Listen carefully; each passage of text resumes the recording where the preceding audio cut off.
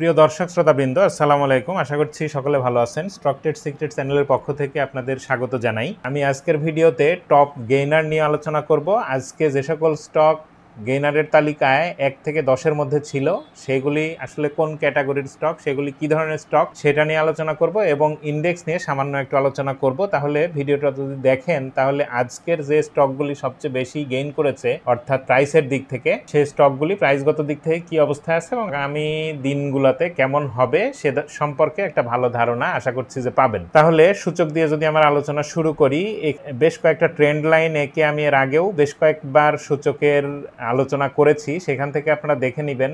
এখন যে আজকে যেখানে সূচকের অবস্থান 5194 পয়েন্টে, আর লেনদেন তো খুবই ভালো, মাশাআল্লাহ। অনেক লেনদেনের যে ধারাবাহিকতা, এটা খুবই আশাব্যঞ্জক। মার্কেট এভাবে যদি লেনদেনটা বাড়তে থাকে, টার্নওভারটা বাড়তে থাকে, তাহলে সূচক আরও একটু উপরের দিকে যাওয়ার একটা সম্ভাবনা অবশ্যই আছে। আর এইখানে একটা রেড লাইন দিয়ে একটা ট্রেন্ড লাইন দেখিয়েছিলাম আমি আমার আগের ভিডিওতে, এবং এইখানে সূচক যে টার্নওভারটা করেছিল, এই জায়গাটা ব্রেকআউট করতে হলে এই টার্নওভারটা লাগবে, এরকম আমি বলেছিলাম।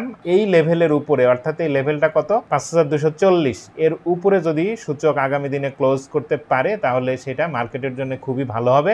আর একটা বিষয়, আরএসআই যখন 70-র উপরে চলে যায়, তখন আসলে সেটা ইন্ডেক্স হোক, সেটা কোনো সেক্টরের ভ্যালু হোক, অথবা একটা স্টকের প্রাইস হোক, সেটা একটু রিস্কি অথবা একটু ঝুঁকিপূর্ণ, এটাই প্রকাশ করে। তাহলে ইন্ডেক্সের যে আরএসআই, সূচকের যে আরএসআই, এটা একটা এখন 80-তে গেছে, তবে আরএসআই 80 বা 90-র উপরে দিনের পর দিন থাকতে পারে। এখানে ভয় পাওয়ার কোনো কারণ আছে বলে আমি মনে করি না। একটা জিনিস এখানে আপনারা খেয়াল করতে পারেন, যে কোনো স্টক অথবা যে কোনো সেক্টর অথবা ইন্ডেক্স যখন এরকম একটা ট্রেন্ড লাইন, এরকম একটা চ্যানেল ক্রিয়েট করে সেই চ্যানেল ব্রেক করে উপরে যায়, তখন সেটা রিটেস্ট করার সময় চ্যানেলের ভিতরে ঢুকলেও সেখানে খুব বেশি দিন থাকে না, আবার উপরে উঠে যায়। আবার অনেক সময় এরকম হয় যে চ্যানেল থেকে বের হয়েছে, ওই চ্যানেলে আবার ঢুকে না, উপর থেকেই সাপোর্ট নিয়ে উপরে যায়। এখন দেখার বিষয় যে ইন্ডেক্স এখন এই চ্যানেলের ভিতরে আবার নতুন করে ঢুকবে কিনা, অর্থাৎ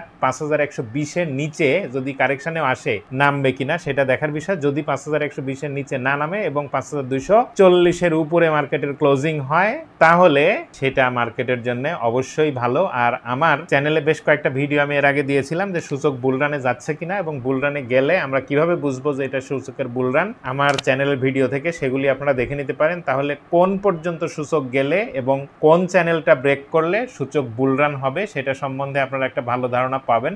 তবুও আজকের ভিডিওতে একটু যদি আমি আপনাদেরকে দেখাই, তাহলে দুইটা চ্যানেল আমি সূচকের একটা দেখাইলাম, সামনে আরও দুইটা চ্যানেল আছে। সেটা হচ্ছে 2024 সালের ফ্লোর তুলে দেওয়ার পরে সূচকের যে হাই হয়েছিল, এবং পরবর্তীতে 2024 সালের আগস্টে যে হাই টাচ করেছিল সূচক, এখন ওইটার ট্রেন্ড লাইন যেটা, এই রেড লাইনটা, অর্থাৎ এইখানে দিনে দিনে যেতে যেতে কোন জায়গায় যাবে এটা বলা মুশকিল, তবে এই লাল ট্রেন্ড লাইনটা যদি মার্কেট উপরে ক্লোজিং দেয় এই জায়গাটার মতো দিয়ে, যদি আবার নিচে না আসে, তাহলে সূচক বুলরান থেকে খুব বেশি আর দূরে থাকবে না।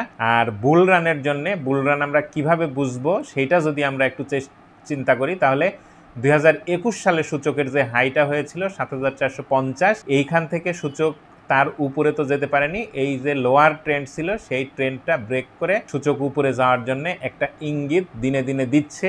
এই ধারা যদি অব্যাহত থাকে, এইখানে এই ভলিউমের যে কনসিস্টেন্সি আমরা দেখছি সেটা যদি থাকে, তাহলে এই রেড লাইন যখন ক্রস করবে, এটা 5700 বা 800, তারপরে যখন এই যে ডটেড কালো লাইন 2021 সাল থেকে বর্তমান সময়ের যে সূচকের যে ডাউন ট্রেন্ড, এইটা যে আমি দেখিয়েছি, এই জায়গাটা সূচক যদি ব্রেক করতে পারে, অর্থাৎ 5860 থেকে 5900-এর উপরে যদি সূচক ক্লোজ করতে পারে, তাহলে আমরা ধরে নিব যে সূচক বুলরানে যাচ্ছে। এবং সেখানে আরও একটা শর্ত আছে, তখন এই যে তার লোয়ার ট্রেন্ড 2021 সাল থেকে বর্তমান সময় পর্যন্ত, এই ট্রেন্ডের মধ্যে ঢুকলেও সেখানে খুব বেশি দিন থাকা যাবে না, দ্রুতই সেখান থেকে বের হয়ে যেতে হবে। সর্বোচ্চ 10 থেকে 15 দিন বা এক সপ্তাহ হলে ভালো হয়, তাহলে আমরা ধরে নিব যে সূচকের বুলরান হলো বা হচ্ছে। এখন আমরা দীর্ঘদিনের ইয়াতে দেখি যে সূচক যদি বুলরানে যায়, তাহলে সূচক কোন পর্যন্ত যেতে পারে। সূচকের দীর্ঘদিনের যে চ্যানেল, সেই চ্যানেলটা কিন্তু উপরের যে রেখাটা এইটা তার যে রেখাটা তার লোয়ার ট্রেন্ড, উপরেরটা তার আপার ট্রেন্ড। তাহলে যদি বুল রান হয় এবং যেটা আমি বললাম যে 5800 থেকে 900 এর উপরে যদি সূচক ক্লোজ করতে পারে এবং নতুন করে এই 21 সাল থেকে বর্তমান সময়ের যে চ্যানেল, এই চ্যানেলে যদি সূচক না ঢুকে তাহলে কিন্তু সূচক বুলরানে যাবে। সেক্ষেত্রে কিন্তু সূচক 9000-এর উপরে 9500 পর্যন্ত চলে যেতে পারে।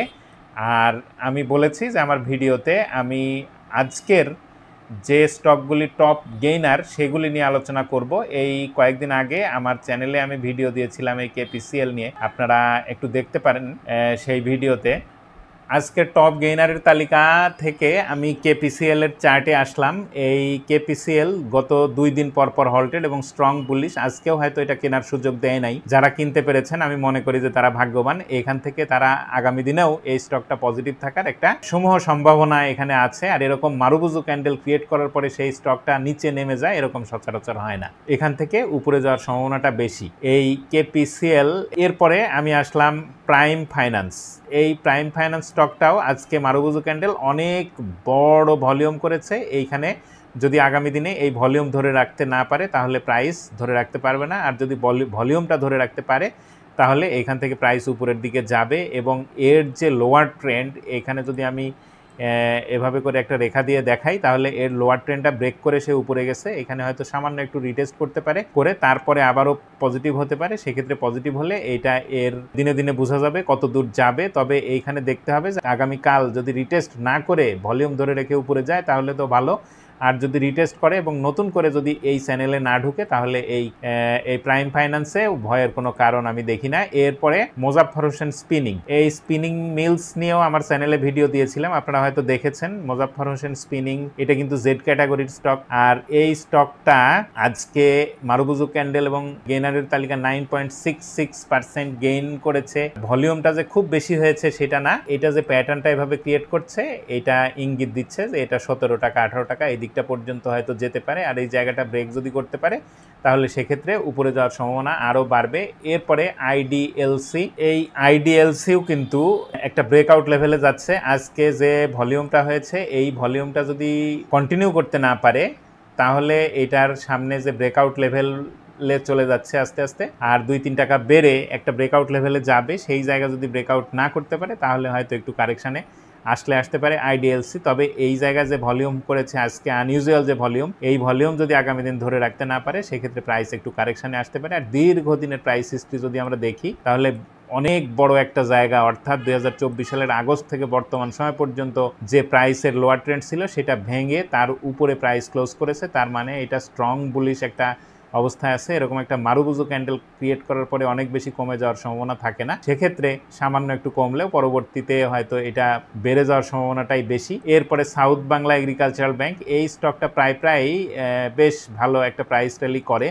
এটা কিন্তু এই 6 টাকা 70 পয়সা বা 60 পয়সা এই দিকটা এসেছিল, এইখান থেকে 8 টাকা 30 পয়সা এটা কয়েকদিনের মাথায় অবস্থান করছে। আর এর আগে এই স্টকটা যে জায়গা থেকে ফিরে এসেছে সেই জায়গা হিট করতে যাচ্ছে। এখন আগামীকাল যদি এই জায়গাটা ব্রেক করতে পারে, অর্থাৎ 8 টাকা 30 পয়সার উপরে ক্লোজ করতে পারে, তাহলে এটা 9 টাকা 50 পয়সা এই দিকটা যাওয়ার একটা সম্ভাবনা তৈরি করবে। এরপরে ম্যাক্সন স্পিনিং মিলস। আজকে এই স্টকটাও হল্টেড ছিল, এখানে ভালো একটা ভলিউম করেছে। এর যে লোয়ার ট্রেন্ড ছিল এটা অনেক আগেই ব্রেক করেছে। এখন এই স্টকটা আস্তে আস্তে 7 টাকা 7.5 টাকা পর্যন্ত যাওয়ার একটা সম্ভাবনা তৈরি করেছে। এখন দেখা যাক এই ভলিউমটা যদি ধরে রাখতে পারে আগামী দিনে তাহলে এটা 7 টাকা থেকে 7.5 টাকা এই জায়গাটা পর্যন্ত যাওয়ার একটা চান্স রয়েছে এই ম্যাক্সন স্পিনিং মিলস। এরপরে এসএস স্টিল। এসএস স্টিল নিয়ে আমি গতকালকে একটা ভিডিও দিয়েছি, জেড ক্যাটাগরির যে স্টক নিয়ে আলোচনা করেছিলাম সেখানে এটার আলোচনা ছিল। আমি বলেছিলাম যে 6 টাকা 10 পয়সা বা 20 পয়সা এর উপরে ক্লোজিং না করতে পারলে এটা ভালো হবে না। আজকে 6 টাকা 30 পয়সা ক্লোজিং করেছে। এইখানে যে ভলিউমটা হয়েছে এটা খুব বেশি যে আনইউজুয়াল তা না, আগের দিনের সাথে আজকের ভলিউমের একটা ধারাবাহিকতা আছে। সেক্ষেত্রে এই ভলিউমটা যদি আগামী দিনে কন্টিনিউ করে, যেহেতু এটা একটা ব্রেকআউট করেছে এবং স্ট্রং ব্রেকআউট, এটা হয়তো উপরে যাবে এবং 6 টাকা 80 পয়সা 7 টাকা যদি ব্রেক করতে পারে তাহলে এই লেভেলটা পর্যন্ত সে আবার চলে যেতে পারে। সেক্ষেত্রে 8 টাকা 8.5 টাকা বা 9 টাকা পর্যন্ত 9 টাকাও টাচ করতে পারে। এরপরে লাফার্জ হোলসিম বাংলাদেশ। এই স্টকটা খুবই ট্রেন্ডি স্টক হলেও এই স্টকটা দীর্ঘদিন একটা ডাউন ট্রেন্ডে ছিল। এই ডাউন ট্রেন্ডটা যখন এই জায়গাটায় ব্রেক করলো তখন এটা পজিটিভ হওয়ার একটা ইঙ্গিত শেষ সবসময় দিয়েছিল, আজকে ভালো মাত্রায় পজিটিভ। তবে আজকে একটা বড় ভলিউম হয়েছে, এর আগে যখন বড় ভলিউম হয়েছিল তখন কিন্তু এইখানে একটু রিটেস্ট করেছিল। এখন দেখার বিষয় এই জায়গায় সে কয়েকদিন প্রাইস থাকে কিনা। এই বড় স্টকগুলি, বিগ ফান্ডামেন্টাল ভিত্তির যে স্টকগুলি, সেগুলি এরকমই হয়। আর যদি এই ধারা অব্যাহত থাকে কালকে, তাহলে এখান থেকে উপরে হয়তো 60 টাকা 65 টাকা এই দিকটা পর্যন্ত যাওয়ার একটা সম্ভাবনা এই স্টকটায় দেখা যাচ্ছে। আমি ভিডিও আর লম্বা করতে চাচ্ছি না, এই ছিল আমার আলোচনা। এই যে স্টকগুলি আজকে আমি আলোচনা করলাম, একটা বিষয় আপনারা এখানে খেয়াল করেন যে খুব বিগ ফান্ডামেন্টাল ভিত্তির স্টক কিন্তু এখানে নাই। এবং আরও একটা জিনিস এখানে দেখার বিষয় আছে, যেগুলি খুচরো স্টক সেগুলি কিন্তু নড়াচড়া করছে, হল্টেড হচ্ছে, এবং অনেক জেড ক্যাটাগরির স্টক আজকে ভালো করেছে। এসএস স্টিল, ম্যাক্সন স্পিন, এইখানে কেপিপিএল। তাহলে আমি আমার চ্যানেলে যে ভিডিও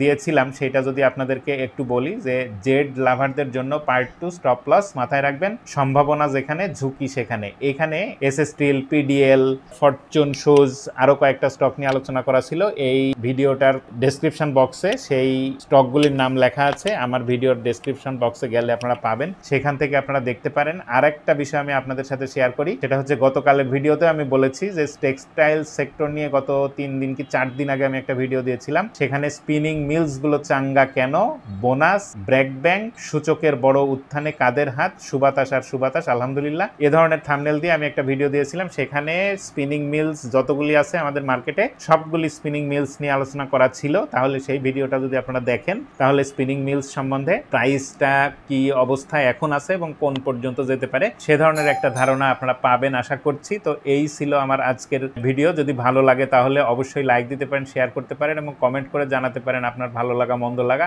আর নতুন ভিডিও সবার আগে পেতে চাইলে চ্যানেলটা সাবস্ক্রাইব করতে হবে। ধন্যবাদ সবাইকে, ভালো থাকবেন।